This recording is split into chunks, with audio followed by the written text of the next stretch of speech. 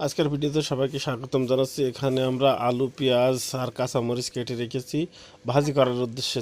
চুলোতে কড়াই গরম হয়ে গেছে, এখন আমরা কড়াইয়ে তেল দিয়ে নিলাম। আলু ভাজি করার উদ্দেশ্যে কড়াই তেল গরম করা চলছে। প্রথমে আমরা তেলের মধ্যে জিরেটা দিয়ে নিলাম। এবার আমরা কেটে রাখা আলু, পেঁয়াজ আর কাঁচামরিচটা দিয়ে দিলাম।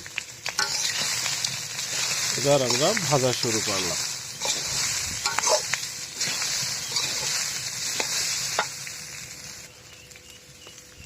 প্রয়োজন মতো লবণ।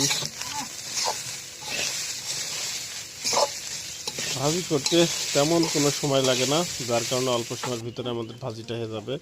এখন প্রয়োজন মতো হলুদটা দিয়ে নিলাম। আমাদের ভাজিটা কিন্তু চলছে, আপনারা দেখতে পাচ্ছেন।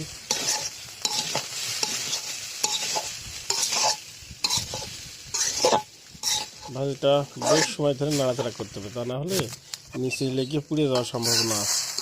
যার কারণে আমরা কিন্তু বেশ সময় ধরে নাড়াচাড়া করছি। আপনারা দেখতে পাচ্ছেন, লক্ষ্য করলে নিচে কিন্তু বেশ লেগে লেগে যাওয়া ভাব হচ্ছে। আমরা খুন্তিতে বারবার কিন্তু উল্টায় পাল্টায় দিচ্ছি যেন নিচেরটা লেগে থাকে না, লেগে থাকলে কিন্তু পুড়ে যাবে।